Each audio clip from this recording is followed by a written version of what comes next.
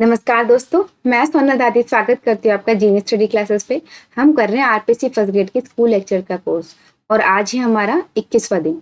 हम अभी 2-3 चैप्टर बचे हैं, यानी 25 डेज में हमारा कोर्स कंप्लीट हो जाएगा। और जैसे आपको पता है कि मेरे इस कोर्स में सारी क्लासेस बहुत ही छोटी-छोटी और एग्जाम ओरिएंटेड और कंप्लीट एनसीईआरटी बेस्ड है, तो आप निश्चिंत होकर देखिए उसे। ठीक है, हम अपना आज का क्लास शुरू करते हैं। वो है पर्यावरण का संरक्षण यानी प्रोटेक्शन ऑफ एनवायरनमेंट। ऐसी छोटी छोटी क्लासें आई थिंक 3 और बची है, वो वन शॉर्ट में हो जाएगी। सेम एज मैं कह रही हूँ, ये चैप्टर इतना बड़ा नहीं है कि आप इसको बहुत टाइम दें या बहुत डीपली इसको पढ़ें। सुपरफिशियली पढ़ने की जरूरत है और कुछ इंपॉर्टेंट पॉइंट्स है जो आपको ध्यान में रखने हैं, वही आपको करना है। That's it. ठीक है, चलिए चलते हैं अपने टॉपिक की तरफ। पर्यावरण का संरक्षण यानी प्रोटेक्शन ऑफ एनवायरनमेंट। सबसे पहले हमको समझना होगा कि पर्यावरण एक्चुअली है क्या चीज। क्या है पर्यावरण?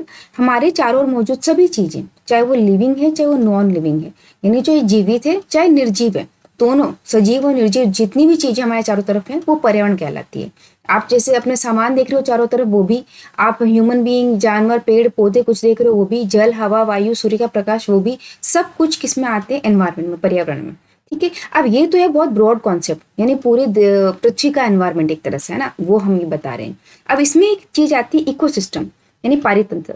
ये पर्यावरण का छोटा रूप है, यानी एक पर्टिकुलर जगह पे हम जैविक और अजैविक घटकों की बात करते हैं, वो है पारितंत्र। यानी किसी क्षेत्र के सभी जैविक और अजैविक घटकों का पारस्परिक संबंध ही पारितंत्र कहलाता है, यानी इकोसिस्टम कहलाता है।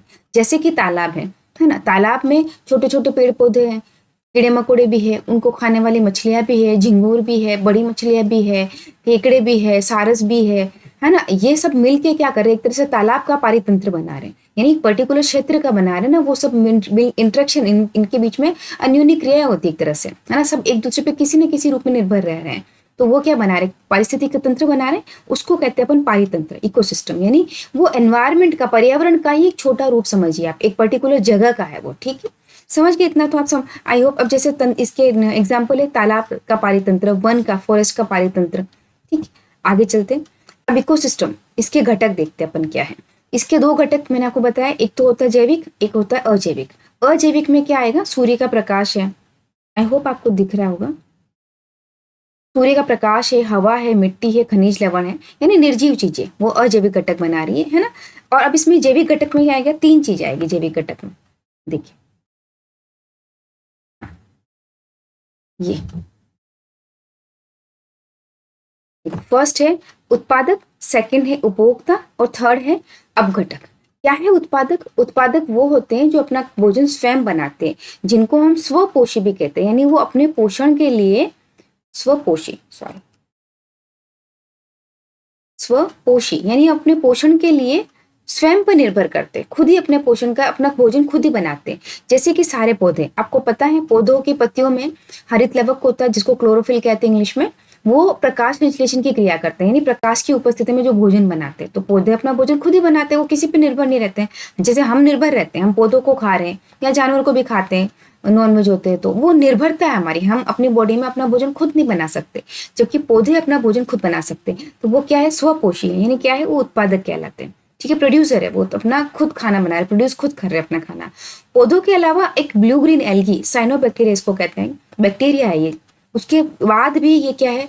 स्वपोषी है, उत्पादक है, क्योंकि इसमें ब्लू ग्रीन, नाम देखिए ब्लू ग्रीन यानी नीली हरी शैवाल, इसमें भी हरित लवक पाया जाता है और ये अपना भोजन खुद बनाता है। तो ये इंपॉर्टेंट क्वेश्चन है, ये एक PYQ आया हुआ एक एग्जाम में और अच्छा क्वेश्चन है बनने के लिए कि उनमें से उत्पादक कौन सा। पौधे दे देंगे, ब्लू ग्रीन एल्गी दे देंगे, 2 ऑप्शन और दे देंगे और फिर नीचे पूछेंगे 1 2 या 1 ओनली या 1 2 3, ऐसे ऐसे ऑप्शन आजकल मिलते हैं। आजकल सीधा सीधा क्वेश्चन मिलता नहीं है।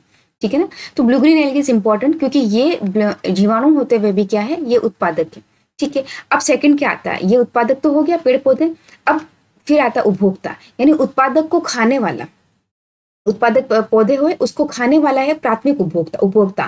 प्राथमिक उपभोक्ता को खाएगा द्वितीयक उपभोक्ता, द्वितीयक उपभोक्ता को खाएगा तृतीयक उपभोक्ता। इस तरह एक चेन बनेगी। तो प्राथमिक उपभोक्ता के उत्पादक के बाद क्या आता है? उपभोक्ता। देखिए उपभोक्ता है, इसमें 3 मैंने बताया, जैसे प्राथमिक, द्वितीयक, तृतीयक। तो प्राथमिक को कौन खाएगा? प्राथमिक किसको खाएगा? उत्पादक को। ठीक है, प्राथमिक ने खाया उत्पादक को। अब प्राथमिक को किसने खाया? द्वितीयक ने खाया। द्वितीयक को किसने खाया? तृतीयक ने खाया। तो ये चेन बन रही है एक तरह से। ठीक है, अब इन उपभोक्ताओं में भी प्रकार है, जैसे जो प्राथमिक उपभोक्ता है, जो पौधे खा रहा है, उसको हम शाकाहारी बोलते हैं, हर्बीवोरस। हर्बीवोरस का मतलब वो सिर्फ और सिर्फ क्या खा रहा है, शाकाहारी, यानी सिर्फ और सिर्फ पौधे खा रहा है ना, वो मांसाहारी नहीं होता है।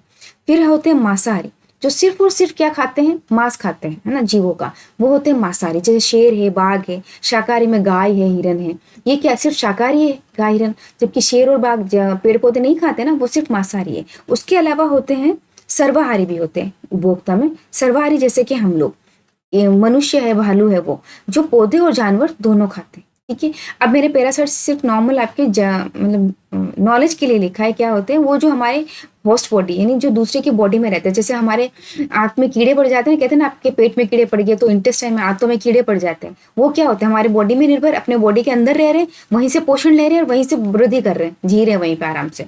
तो उनको क्या कहते हैं अपन, परजीवी। परजीवी यानी लिव इन होस्ट बॉडी, यानी दूसरे के जीव पर डिपेंडेंसी होती है उनके पोषण के लिए।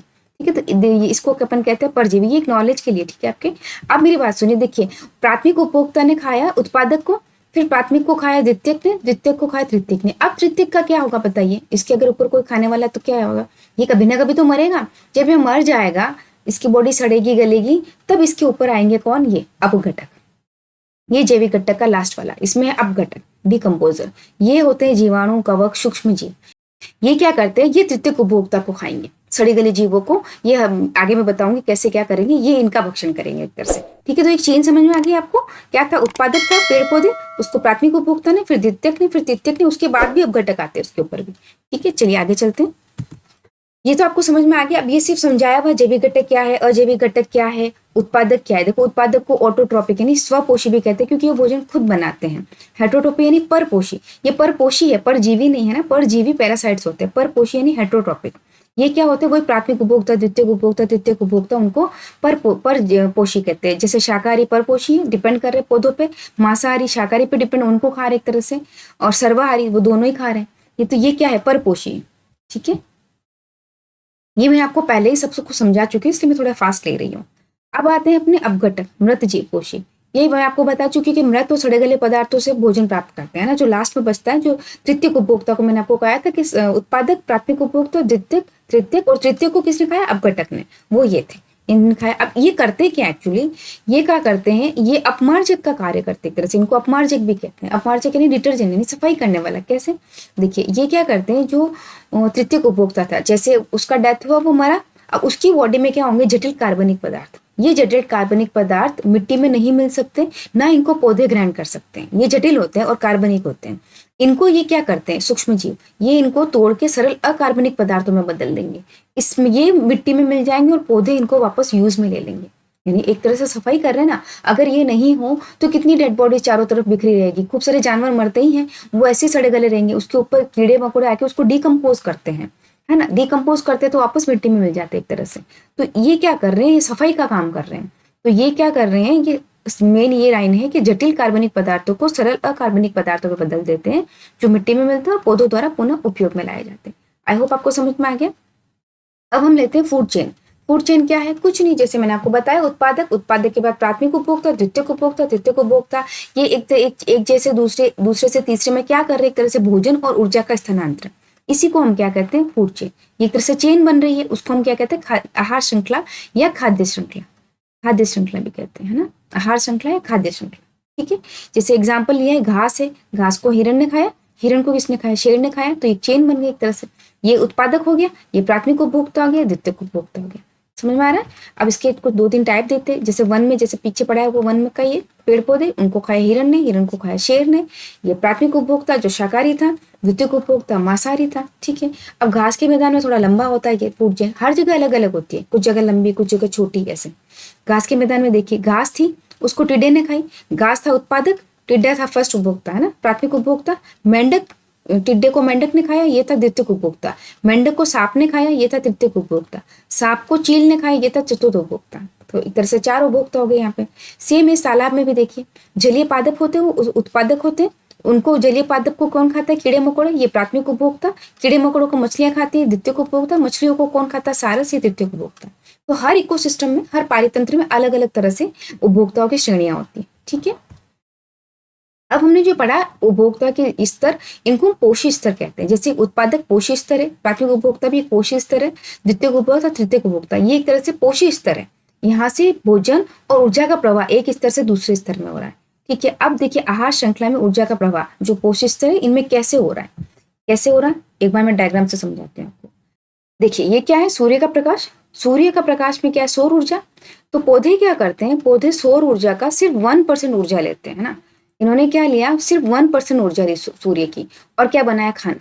अब ये 1% इंपॉर्टेंट नहीं है, इन्होंने सूर्य ऊर्जा कितनी ली 1%, उससे इंपॉर्टेंट है ये इन्होंने भोजन बनाया, कितनी ऊर्जा बनी, 1000 किलो जूल की। ठीक है, अब उस पौधे को किसने खाया, शाकाहारी ने खाया, पर शाकाहारी के पास ऊर्जा कितनी पहुंची, 100 किलो जूल ओनली, यानी 1000 की 10% ओनली, सिर्फ 10% ऊर्जा का स्थानांतरण हुआ है। अब इस शाकाहारी को मांसाहारी ने खाया, अब बट 100 किलो जूल मांसाहारी के पास नहीं पहुंची, इसके पास पहुंची 10 किलो जूल, यानी यहां से भी ऊर्जा का ट्रांसफर कितना हुआ, 10%। फिर इस मांसाहारी को शीर्ष मांसाहारी ने खाया तो इसके पास 10 किलो जूल की ऊर्जा नहीं पहुंची, कितनी पहुंची, सिर्फ 1 किलो जूल, ऊर्जा का ट्रांसफर कितना हुआ, ओनली 10%।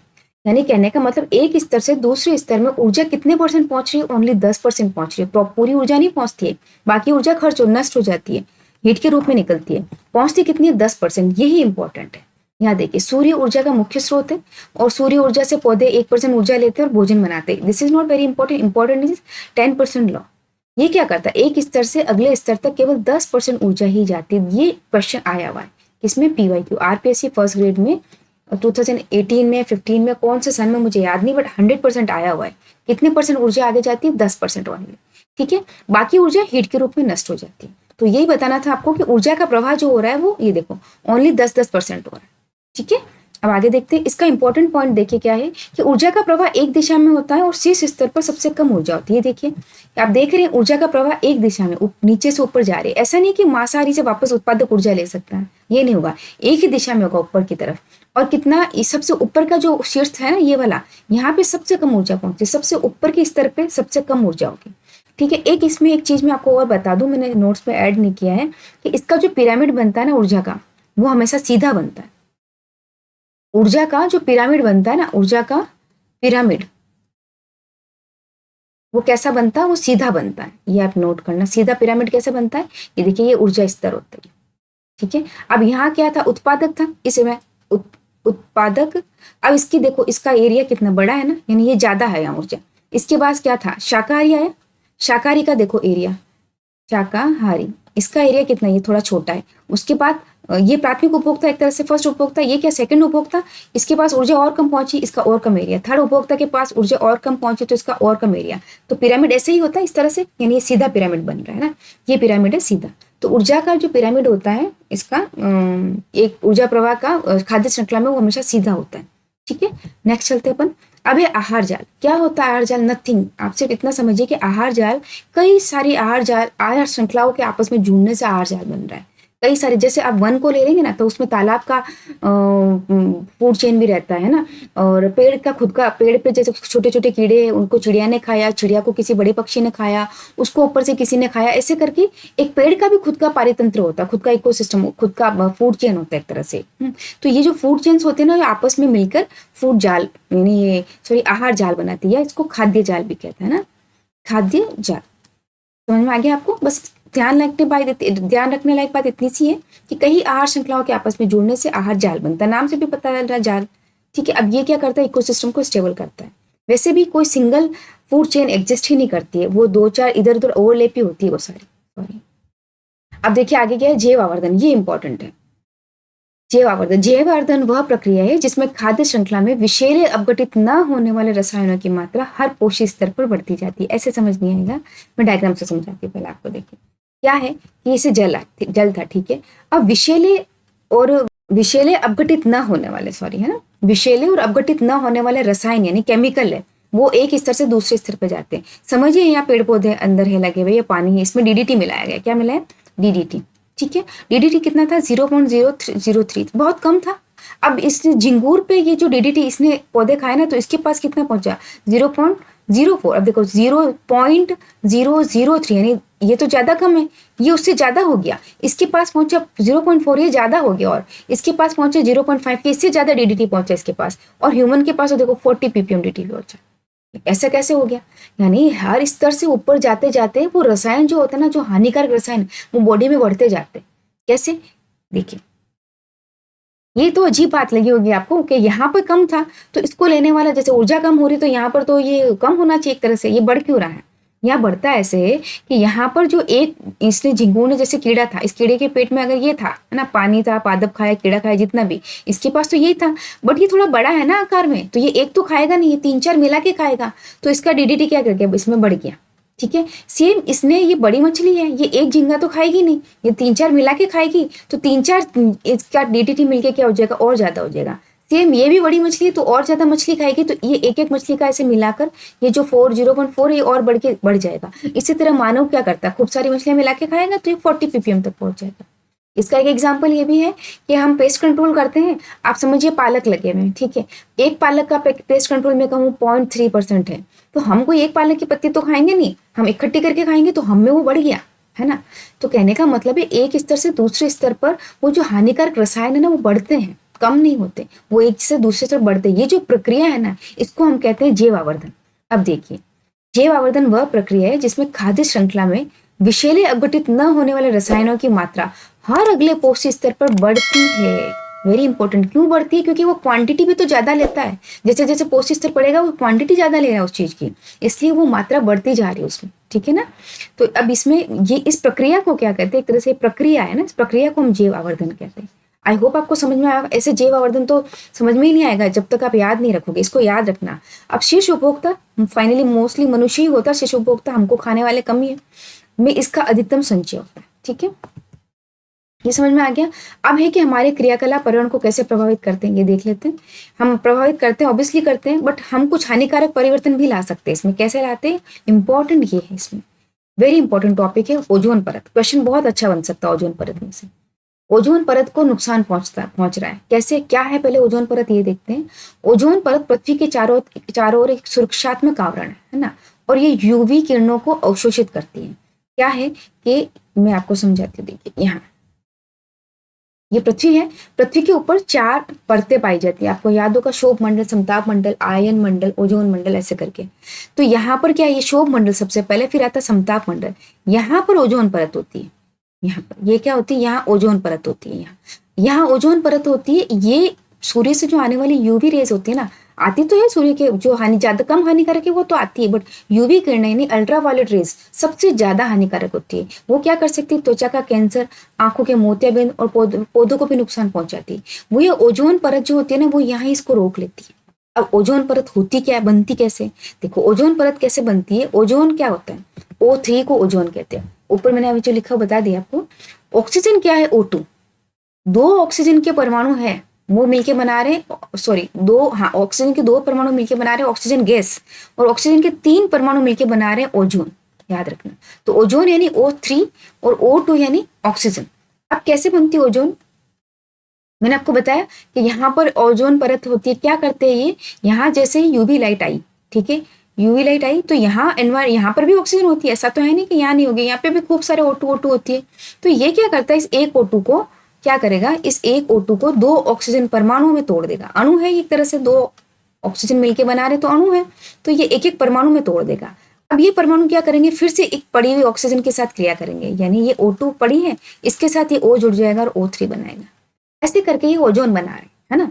ये ओजोन कैसे बना रहे, अब देखिए, ये बना रहे हैं कि ऊपरी वायुमंडल में जो यूवी विकिरण है उसके प्रभाव से ऑक्सीजन अणु टूट के किस में बनेगा, ऑक्सीजन परमाणु में बनेगा, और ये ऑक्सीजन परमाणु स्वतंत्र ऑक्सीजन से क्रिया करके क्या बनाएंगे, O3। आई होप डायग्राम से ज्यादा बेटर समझ में आया होगा आपको। तो उसको दिमाग में रखना है कि यूवी लाइट्स आई, उसने ऑक्सीजन के एक एक अणु तोड़ा, तो एक ऑक्सीजन बना, वो फर्दर दूसरी ऑक्सीजन के साथ क्रिया करके O3 बना लेगा। ये सिंगल बच्चा ये भी एक ऑक्सीजन के साथ क्रिया करके O3 बना लेगा, उसने फिर किसी ऑक्सीजन को तोड़ा, ऐसे करके खूब सारे ओजोन बनते जाते हैं, ठीक है। अब ओजोन परत का क्षय, अब ये ओजोन बनना कम हो जा रही, क्यों कम हो जा रही है, क्योंकि हम एनवायरमेंट में CFC की मात्रा बढ़ती जा रही है। क्या है CFC, आपको याद हो तो साइंस इन डेली लाइफ में मैंने आपको बताया था कि CFC यानी क्लोरोफ्लोरोकार्बन हम रेफ्रिजरेटर में शीतलक के रूप में यूज लेते हैं, और ये बहुत हार्मफुल गैस है। मैंने उस वक्त भी बताया था आपको कि ओजोन परत के क्षय मतलब उसमें होल छेद बनता जा रहा, उसका कारण CFC है। देखिए CFC क्या करता है, ये ओजोन परत की मात्रा में कमी ला रहा है, क्योंकि ओजोन बनने ही नहीं दे रहा एक तरह से। CFC का यूज रेफ्रिजरेटर, एयर कंडीशनर और अग्निशामक यंत्र में करता है। ये भी लाइन इंपॉर्टेंट है। क्या है इसमें, अगर क्वेश्चन बनेंगे ना तो एक एक वर्ड के नहीं बनेंगे कि ABCD में से आंसर दो। इसमें क्वेश्चन बनेंगे ना ऐसे क्वेश्चंस में से तो बनेंगे कि 4 ऑप्शन मिलेंगे आपको एक क्वेश्चन के, उसमें से आपको और ऑप्शन देंगे कि कौन कौन सा ऑप्शन राइट है, ABC, AB, ABCD दोहरा सब या CD, ऐसे ऑप्शंस मिलेंगे आपको। यानी एक ही क्वेश्चन लिख के देंगे, उसके 4 आपको वो सेंटेंस बना के देंगे, कथन कि जैसे ओजोन के बारे में आपको दिया, तो ओजोन कहाँ पाई जाती है, समताप मंडल में। ओजोन बनती कैसे, यूवी लाइट से। क्या ओजोन का सिंबल क्या है, O3, और उसको आज ओजोन परत को प्रभावित कौन करा, CFC। इसके ऐसे 4 पॉइंट बना देगा, इसमें से कौन सा असत्य है बताओ, या इनमें से कौन सा कथन सत्य है, कौन सा कथन असत्य है, ऐसे करके बनाएंगे। वो सिंगल सिंगल बनना मुश्किल है आजकल, जैसे RPC बना रही है तो वो ऐसे कथन में या 2-4 सेंटेंस देके बनाएंगे। अब नेक्स्ट चलते अपना लास्ट टॉपिक है कचरा प्रबंधन। क्या है आपको नॉर्मल, आपको पता ही कि कचरा क्या होता है, अपशिष्ट पदार्थ होता है, उसको अपन कचरा कहते हैं। अब अपशिष्ट पदार्थ 2 प्रकार के क्या है, बायोडिग्रेडेबल और नॉन बायोडिग्रेडेबल। बायोडिग्रेडेबल यानी जैव निम्नीकरण, यानी जो पदार्थ सूक्ष्म जीवों द्वारा विघटित हो जाते हैं उसको हम जैव निम्नीकरण कहते हैं, और जो विघटित नहीं होते हैं उनको अजैव निम्नीकरण कहते हैं। जैव निम्नीकरण कौन से, जैसे भोजन, कागज, पत्तियां। ये क्यों ये अच्छा होता है, आजकल कहते हैं ना कि पॉलिथीन वो यूज लो जो बायोडिग्रेडेबल हो। क्यों हो, क्योंकि वो वापस एनवायरनमेंट में मिट्टी में मिल जाएगी, दबेगी, गल जाएगी, और पौधे उसको उसमें जो न्यूट्रिशंस वगैरह जो भी अच्छी चीजें वापस ले लेंगे, और नहीं तो मिट्टी में मिल जाएगी, उन मिट्टी को भी नुकसान नहीं पहुंचाती है, इसलिए उसको यूज लेते हैं। तो जैव निम्नीकरण के जो पदार्थ होते हैं वो सूक्ष्म जीवों द्वारा विघटित हो जाते हैं, जबकि ये जो पदार्थ होते हैं अजैव निम्नीकरण, वो आसानी से विघटित नहीं होते हैं। ठीक है, जैसे प्लास्टिक है, कांच है, धातु है, वो नहीं होते। अब इससे क्या होता है, पर्यावरण प्रदूषण बढ़ रहा है, मृदा जल प्रदूषित हो रहे हैं, स्वास्थ्य पर हानिकारक प्रभाव पड़ रहा है। इसका समाधान क्या है, रिड्यूस, रीयूज और रिसाइकल। इसके साथ ही हमने 5R सिस्टम पढ़ा था, तो 3R ही लिखा हुआ है यहाँ पर, दिस इज 3R। आपको याद हो तो 5R देखा था आप, आपको क्लिक किया अचानक से, करना चाहिए। 5R में क्या था, रिड्यूस, रीयूज, रिसाइकल था, उसके बाद रिफ्यूज और रीपर्पस, 2 और थे। इनसे हम क्या कर रहे हैं, पहले ये 3 ही थे इसलिए बुक में 3 लिखे हुए, पर आप 5R याद रखना है ना। इसको आजकल हर चीज का एनवायरनमेंट में बचाने के लिए 5R सिस्टम यूज हो रहा है। तो यही था आपका टॉपिक, आई होप आपको समझ में आया है।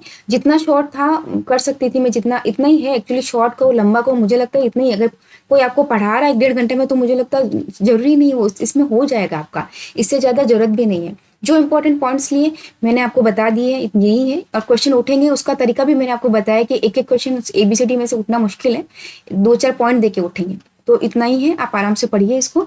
और अब अपनी 3 क्लासें बची है जो 1-1 शॉर्ट में हम कर लेंगे, जल्दी में क्लास लेके आऊंगी, आपका कोर्स खत्म हो जाएगा। उसके बाद हम थोड़े जो प्रोबेबिलिटी है PYQs की, जैसे आप कह रहे हैं कि मुझे MCQs की, कि MCQs करवाइए, कौन से न्यू बन रहे हैं, तो मैं सब पूरे एक बार 100 PYQs या 150 PYQs सारे कोर्स में से जितने भी मैं ला सकती हूँ एक बार असेंबल करके आपके लिए लाऊंगी। ठीक है, तो आज के लिए बस इतना ही। चैनल को वीडियो को लाइक करें, चैनल को सब्सक्राइब करें, ज़्यादा से ज़्यादा शेयर करें इसको। ठीक है, मिलते हैं अपनी अगली क्लास में, तब तक के लिए धन्यवाद, थैंक यू।